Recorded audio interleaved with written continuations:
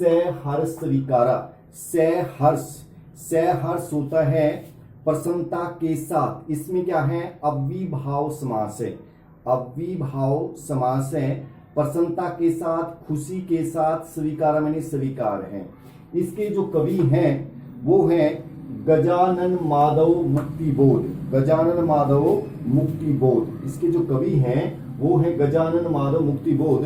अर्थात जो कवि गजानन माधव मुक्तिबोध हैं वो कहने का ये प्रयास करते हैं कि मुझे क्या है, परमात्मा ने मेरी जिंदगी में जो कुछ भी दिया है, सुख दुख, राग विराग, सफलता असफलता, आशा निराशा, लाभ हानि, जय पराजय, जो कुछ भी परमात्मा ने मेरी जिंदगी में मुझे दिया है, मेरे जीवन में जो मुझे दिया है, वो प्रसन्नता के साथ मुझे स्वीकार है, मैं उनको अपनाता हूं। अर्थात इसमें बताया गया है, कवि फिर दोबारा फिर कहता है कि जो परमात्मा के प्रति जब मेरा विश्वास उठ गया था, परमात्मा को जब मैंने भूलने की कोशिश की थी, उस भूल का मैं पश्चाताप करने के लिए दंड प्राप्त करना चाहता हूं परमात्मा से। इन पंक्तियों के माध्यम से यही परमात्मा के प्रति अत्यधिक श्रद्धा, आस्था, विश्वास दिखाया गया है कि परमात्मा ही सर्वत्र विद्यमान है, परमात्मा कण कण में विद्यमान है। अर्थात इसमें बताया गया है सचमुच मुझे दंड दो।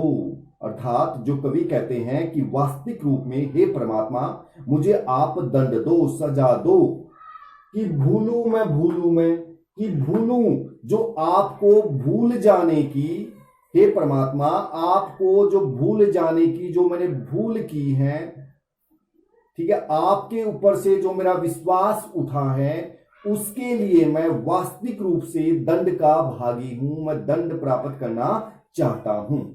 उसके बाद है तुम्हें भूल जाने की। अर्थात तुम्हें भूल जाने की जो मैंने भूल की है, जो अपराध किया है, उसके लिए मैं दंड का भागी हूं। हे परमात्मा, हे भगवान, उसके लिए आप मुझे दंड दें ताकि मैं पश्चाताप कर सकूं। पश्चाताप से क्या है, दोबारा फिर आपको भूलने की कोशिश से ना करूं। तो वो फिर अपना दंड भी स्वयं बताता है कि मुझे किस प्रकार का दंड मिलना चाहिए। वो कहता है दक्षिण ध्रुवी अंधकार, दक्षिण ध्रुव पर दक्षिण दिशा में ध्रुव तारे पर अंधकार से परिपूर्ण अमावस्या में। अर्थात मैं क्या है, पूरी तरह से अंधकार में डूब जाना चाहता हूं। अर्थात बहुत सारे मैं दुख कष्ट को अपने जीवन में प्राप्त करना चाहता हूं ताकि मुझे क्या है, आपको भूलने की जो भूल की है उसका दंड मिल सके। यह अंधकार से क्या है, दुखों से कष्टों से अभिप्राय है, और जो प्रकाश होता है, जो उजाला होता है, वो क्या है, सुख से, समृद्धि, अच्छे समय से पर्यायवाची है इसका। उसके बाद है फिर कहता है कि मैं अंधकार में अच्छी प्रकार से डूब जाना चाहता हूं। अर्थात मैं कष्टों को, दुख पीड़ाओं को प्राप्त करना चाहता हूं।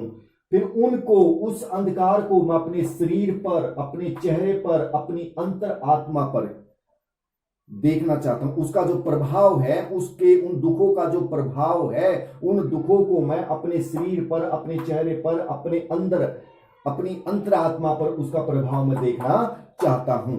उसके बाद है झेलू मैं उसी में नहालू मैं। अर्थात मैं उन दुखों को प्राप्त करूं, उन दुखों में मैं डूब जाना चाहता हूं। उस अंधकार से परिपूर्ण अमावस्या में मैं क्या डूब जाना चाहता हूं, और उसी अंधकार में मैं स्नान करना चाहता हूं। अर्थात मैं उन दुखों से घिरा हुआ रहना चाहता हूं, क्योंकि हे परमात्मा, जो आपको मैंने भूलने की जो भूल की है, उसके लिए मैं दंड का भागी हूं। उसके बाद है इसलिए कि तुमसे ही परिवेष्टित आच्छादित, इसलिए कि तुमसे ही, तुमसे से अभिप्राय है परमात्मा से, भगवान से है।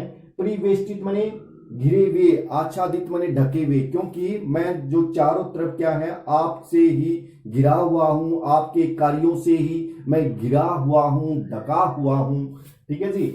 रहने का रमणीय यह उजाला अब सहा नहीं जाता, नहीं सहा जाता। जो आपने मेरे ऊपर जो दया दृष्टि, कृपा दृष्टि, जो ममता जो दर्शाई है, ठीक है, अब वो मुझसे, अब ममता जो दया दृष्टि है, जो स्नेह है, ठीक है, अब वो मुझसे सहन नहीं होता, क्योंकि मैंने अपराध किया, आपको भूलने की भूल की है, अब मुझे ये सब कुछ सहन नहीं होता। उसके बाद है ममता के बादल की मंडराती कोमलता भीतर पिराती है, क्योंकि आपके जो ममता के जो बादल हैं, जो ममता के जो बादल हैं उनसे क्या है, ममता के जो बादल हैं, जो आपके ममता रूपी जो बादल हैं, ममता रूपी जो बादल हैं उनसे क्या है, अब उनसे भी मुझे क्या है, डर लगने लगता है। जो आपने मेरे ऊपर जो इतना स्नेह दिखाया था, आपने जो मेरे ऊपर जो इतनी कृपा दया दृष्टि दिखाई थी, जो ममता दिखाई थी, अब उससे भी क्या है, मुझे डर लगने लग गया है। उसके बाद कहते हैं भीतर पिराती, और वह ममता मुझे अंदर ही अंदर पीड़ा देती रहती है, वो स्नेह मुझे अंदर ही अंदर पीड़ा देती रहती है। मुझे पश्चाताप होना चाहिए इस चीज का, क्योंकि मैंने आपको जो भूलने की जो भूल की है। उसके बाद है कमजोर और अक्षम हो गई है आत्मा, यह है इन कारणों से